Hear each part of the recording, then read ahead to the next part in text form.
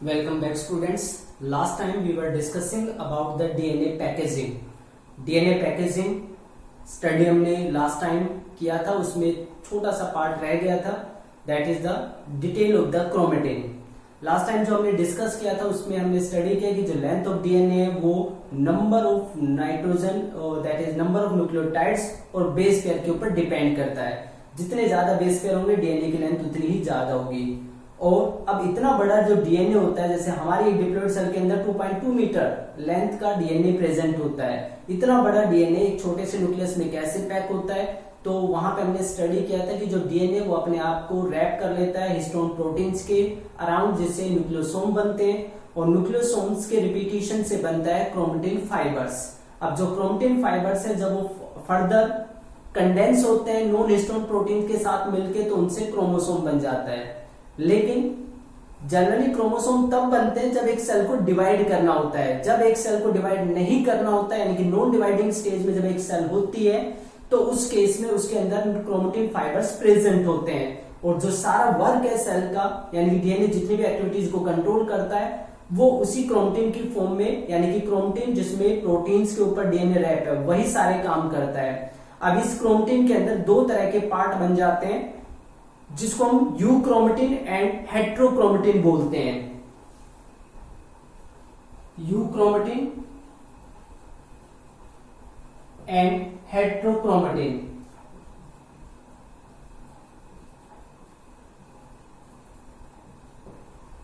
What is the difference between these two, euchromatin and heterochromatin? The loosely packed part of chromatin is known as euchromatin. Chromatin का जो loosely packed part होता है, loosely packed part of chromatin is known as euchromatin, while densely packed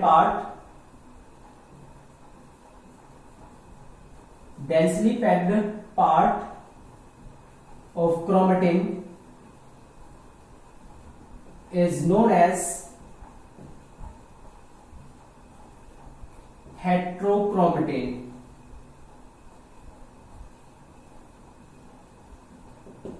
जो densely packed part होता है chromatin का, उसको हम हेट्रोक्रोमेटिन बोलते हैं. जो लूजली पैक्ड पार्ट होता है उसको हम बोलते हैं यूक्रोमेटिन. अब लूजली पैक्ड पार्ट है तो ये स्टेन भी लाइटली होता है. It stains lightly, your it stains light, ये हल्का कलर लेता है, जबकि इट स्टेन्स डार्क, ये लाइट कलर का होता है और ये डार्क कलर गेन कर लेता है. तीसरा जो इंपॉर्टेंट पॉइंट है, क्रोमेटिन दैट इज ट्रांसक्रिप्शनली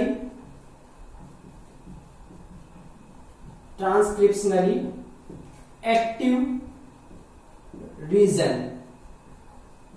ये ट्रांसक्रिप्शनली एक्टिव रीजन होता है, मीन्स ये वो पार्ट होता है क्रोमेटिन का जिसका डीएनए आरएनए बना सकता है, जबकि it is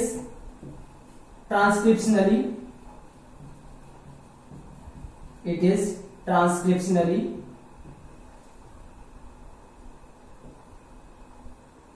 inactive region. ये ट्रांसक्रिप्शनली इनएक्टिव रीजन होता है, मीन्स वहां पे ट्रांसक्रिप्शन डीएनए से आरएनए नहीं बन सकता है.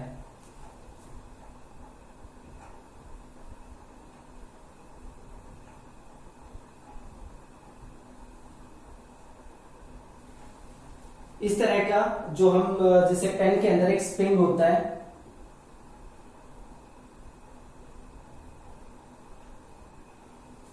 जो स्टिक वाले पेन होते हैं उसके अंदर इस तरह के स्प्रिंग प्रेजेंट होते हैं. बिल्कुल स्प्रिंग की तरह ही हम कंपेयर कर सकते हैं क्रोमेटिन पार्ट को. जो क्रोमेटिन पार्ट है, मैंने कल आपको बताया था कि न्यूक्लियोसोम्स प्रेजेंट होते हैं. न्यूक्लियोसोम्स फिर फर्दर क्वाइल्ड हो जाते हैं इस तरीके से और क्रोमेटिन फाइबर्स बन जाते हैं और फर्दर कंडेंसेशन के बाद उनसे क्रोमोसोम बन जाते हैं। तो क्रोमेटिन फाइबर इस तरह की फॉर्म में प्रेजेंट होता है। अब ये वाला जो पार्ट है, ये जो लूजली पैक्ड पार्ट है, इसको हम बोलते हैं यूक्रोमेटिन। तो ये वाला जो पार्ट है वो यूक्रोमेटिन पार्ट है, यूक्रोमेटिन लूजली पैक्ड है इसलिए स्टेन्स लाइट। अगर इसके ऊपर हम कलर भी डालते हैं तो कलर भी लाइट रहेगा। जैसे आप दूर दूर काफी स्पेसियस पोजीशन में कलर के डॉट लगाते हैं तो आपको बहुत ही लाइट कलर वो देखने को मिलेगा। लेकिन अगर सारे पार्ट को एक जगह पे कंडेंस कर दिया जाए तो वही लाइट कलर हमें काफी ज्यादा डार्क देखने को मिलता है। तो ये इट स्टेन्स लाइटली और इट स्टेन्स लाइट, ये बिल्कुल हल्के कलर का होता है।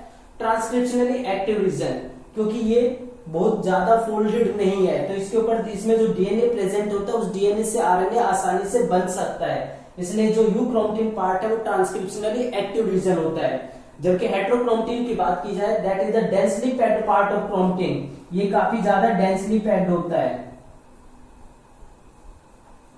अब डेंसली पैक्ड है।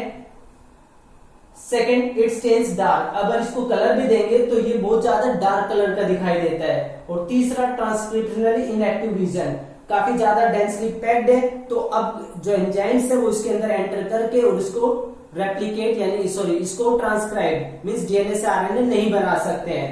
तो ये इनएक्टिव रीजन बन जाते हैं जिसको हम हेट्रोक्रोमेटिन बोलते हैं। इनसे कोई आरएनए नहीं बन पाता है। तो जो क्रोमेटिन फाइबर होता है, क्रोमेटिन फाइबर के अंदर जो पैकेजिंग होती है वो उसको दो हिस्सों में डिवाइड कर सकती है, यूक्रोमेटिन के अंदर और हेट्रोक्रोमेटिन के अंदर। यूक्रोमेटिन फंक्शनल पार्ट होता है और हेट्रोक्रोमेटिन नॉन फंक्शनल पार्ट होता है। So that is all about the DNA packaging. तो जो पहला हमारा टॉपिक है डीएनए, द डीएनए, वो कंप्लीट हो गया। अब जो सेकंड टॉपिक है हमारा वो है the search of genetic material. Means जो जेनेटिक मटेरियल है उसकी सर्च, मींस जेनेटिक मटेरियल क्या होता है उसके लिए एक्सपेरिमेंट्स अब स्टार्ट होते हैं।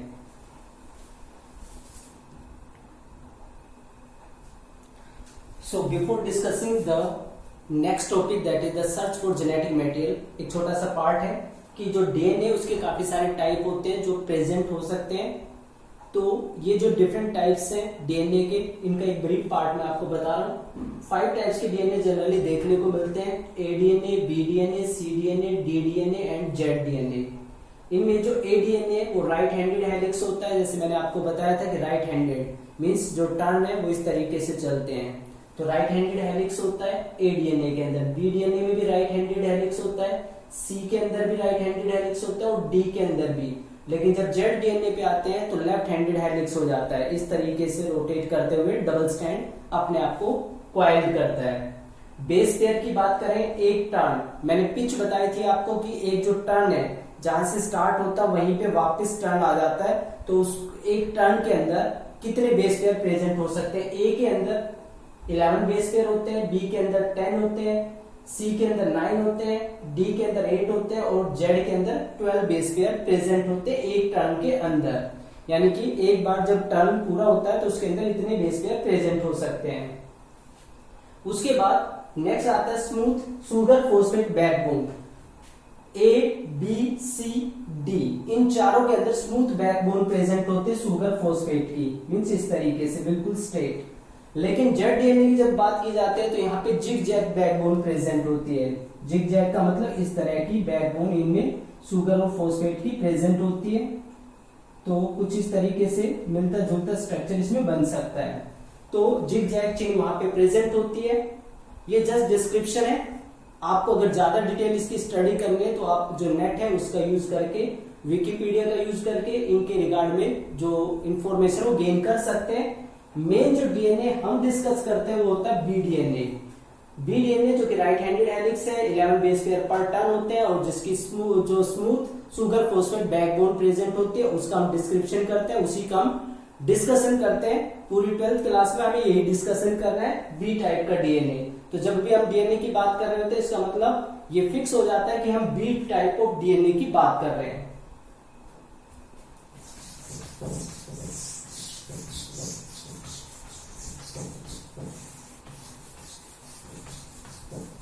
Now the next thing is the search for the genetic material. The search for the genetic material.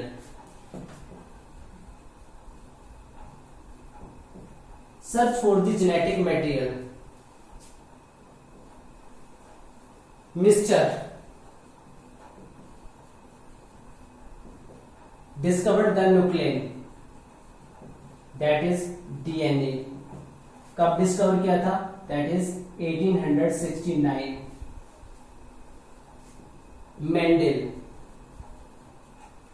Mendel का जो वर्क था वो 1856 में स्टार्ट किया था और 1863 तक उन्होंने पी प्लांट के ऊपर एक्सपेरिमेंट किया था। दोनों के वर्क अगर देखा जाए, मेंडल की जो डेथ थी वो 1884 में हुई थी, तो मिस्टर और मेंडल के वर्क की अगर बात की जाए तो लगभग एक ही टाइम पे दोनों का वर्क कैरी आउट किया गया था। उन्होंने प्रिंसिपल्स ऑफ इनहेरिटेंस प्रोवाइड किए थे, प्रिंसिपल्स ऑफ इनहेरिटेंस, और उन्होंने न्यूक्लियन यानी कि जो मटेरियल न्यूक्लियस के अंदर प्रेजेंट होता है वो एसिडिक सब्सटेंस होता है, जिसके लिए टर्म दी थी उन्होंने न्यूक्लियन, बाद में उसको डीएनए बोला गया था।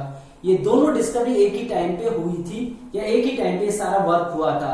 फिर भी DNA acts as a genetic material, इसको प्रूव करने में और डिस्कवर करने में काफी लंबा टाइम लगा।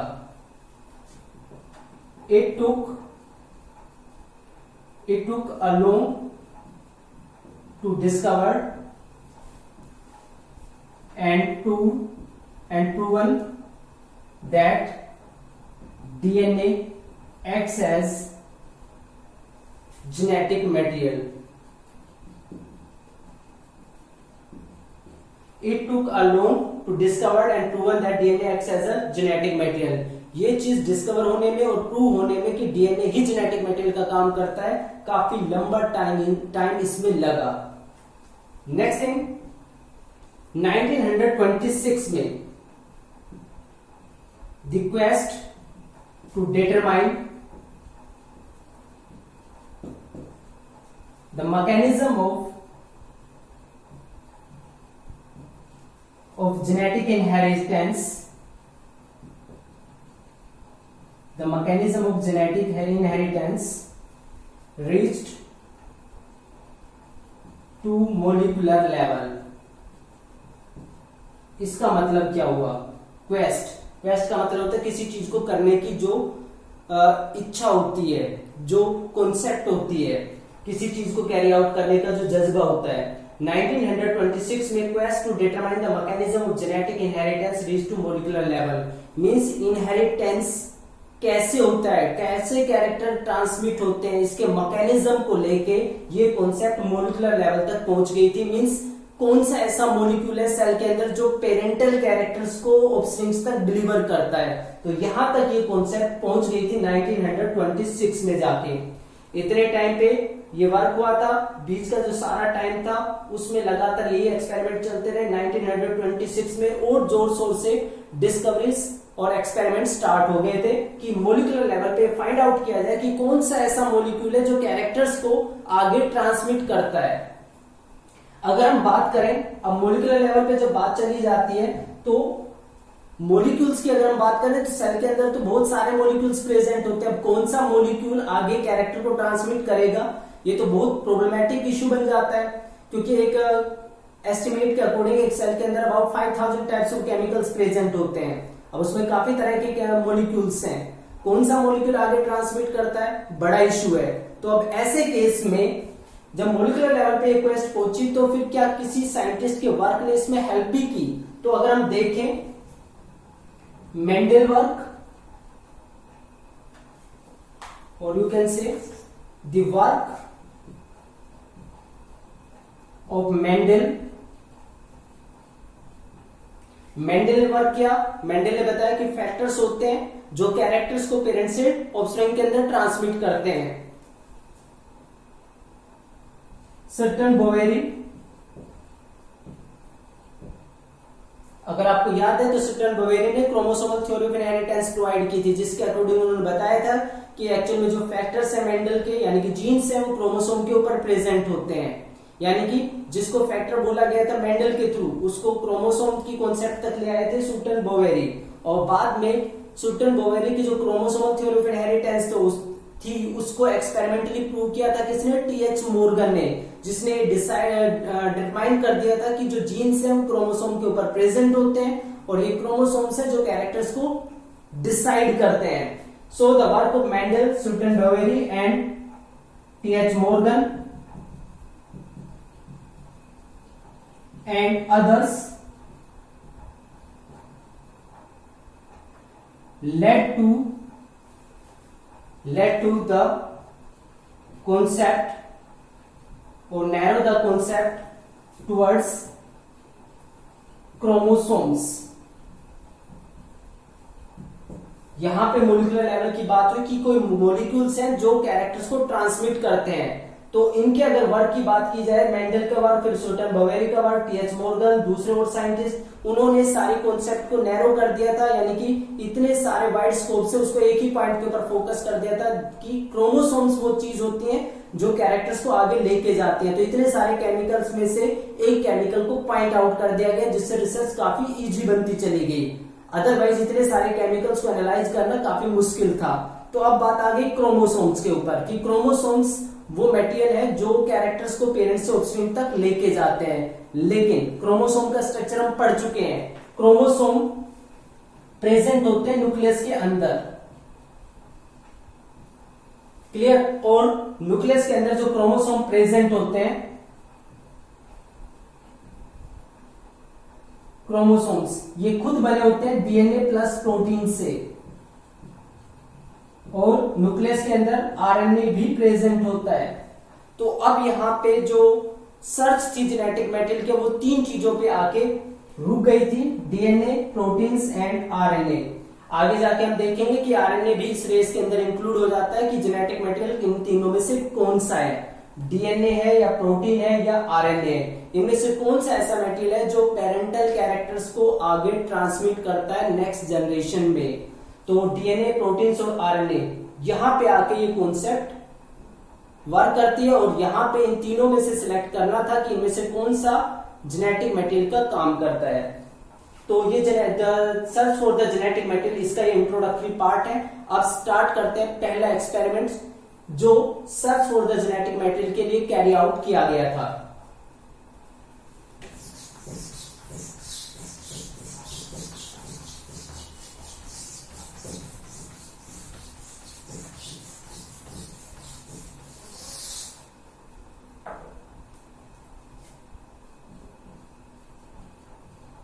That is transforming principle.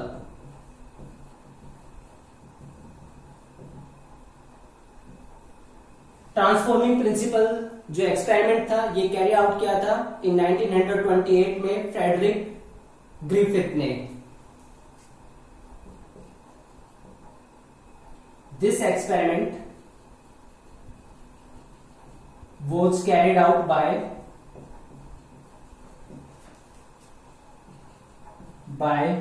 Frederick Griffith. Frederick Griffith in 1928. 1928 में फ्रेडरिक ग्रिफिथ ने ट्रांसफॉर्मिंग प्रिंसिपल पे जो बेस्ड एक्सपेरिमेंट था उसको कैरी आउट किया था. इस एक्सपेरिमेंट के लिए उन्होंने सिर्फ एक एक्सपेरिमेंट नहीं था बल्कि ये सीरीज ऑफ एक्सपेरिमेंट्स थे. सीरीज ऑफ एक्सपेरिमेंट्स थे. अब ये एक्सपेरिमेंट्स किस ऑर्गेनिज्म पे किए गए थे? तो उन्होंने जिस ऑर्गेनिज्म को सिलेक्ट किया था that is the Streptococcus pneumoniae. Streptococcus pneumoniae एक बैक्टीरिया होता है जिसको डिप्लोकोकस ही बैक्टीरिया होता है. कोकस का मतलब होता है स्फेरिकल शेप्ड बैक्टीरिया और डिप्लो का मतलब होता है जब दो स्फेरिकल शेप्ड बैक्टीरिया एक साथ जुड़े होते हैं तो डिप्लोकोकस बोलते हैं. स्ट्रेप्टोकोकस न्यूमोनी जो बैक्टीरिया था, हालांकि स्ट्रेप्टोकोकस का मतलब होता है स्टेप्टो वर्ड रिप्रेजेंट करता है पूरी चेन को, इस तरीके की जो चेन बनी होती है. लेकिन अगर सेपरेट कर दिया जाए तो डिप्लो फॉर्म में वो एग्जिस्ट करते हैं. तो स्ट्रेप्टोकोकस न्यूमोनी इस बैक्टीरिया के ऊपर वर्क किया गया था एंड दैट कॉजेस निमोनिया. इसकी वजह से एक डिजीज हो जाता है निमोनिया. तो इस पर्टिकुलर बैक्टीरिया पे उन्होंने वर्क किया था और उन्होंने इस एक्सपेरिमेंट या सीरीज ऑफ एक्सपेरिमेंट को जब कैरी आउट किया तो वो एक कंक्लूजन पे पहुंचे। या ये कह सकते हैं कंक्लूजन की बजाय इसको ऑब्जर्वेशन भी बोल सकते हैं।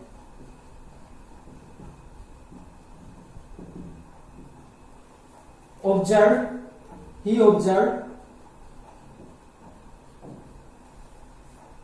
observed physical transformation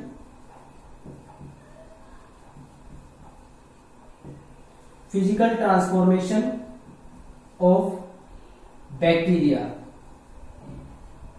उन्होंने इस एक्सपेरिमेंट में फिजिकल ट्रांसफॉर्मेशन देखा, मींस बैक्टीरिया की फिजिकल फॉर्म बदल गई थी जब उन्होंने ये series of experiment carry out किया था।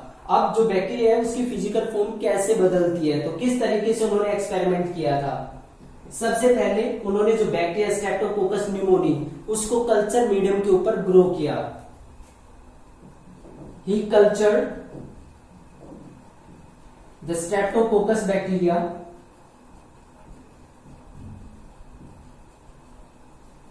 उन्होंने स्ट्रेप्टोकोकस बैक्टीरिया को कल्चर किया। He cultured the streptococcus bacteria on artificial medium. Artificial जो मीडियम है यानी कि एक न्यूट्रिएंट मीडियम होता है जिसके ऊपर बैक्टीरिया को ग्रो किया गया। जब कल्चर किया गया he found 2 types of colonies on the culture plate. He found 2 types of colonies on the culture plate। Culture plate पे उनको 2 तरह की जो कॉलोनीज है वो देखने को मिली। 2 तरह की जो कॉलोनीज थी, एक कॉलोनी जो थी वो स्मूथ टाइप की थी और दूसरे टाइप की जो कॉलोनी थी वो थी रफ। 2 तरह की कॉलोनीज उनको देखने को मिली, smooth colonies and rough colonies. अब जो स्मूथ कॉलोनीज है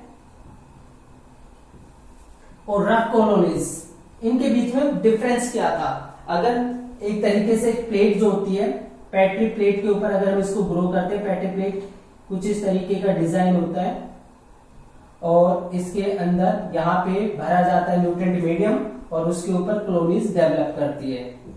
तो अगर इसको हम देखें ऊपर वाले हिस्से को यानी कि इस वाले हिस्से को मैं ऐसे ड्रॉ करूं तो यहाँ पे हमें जो या ये कह सकते हैं कि जो फ्रेडरिक ग्रिफिथ थे उनको यहाँ पे कुछ कॉलोनीज मिली थी।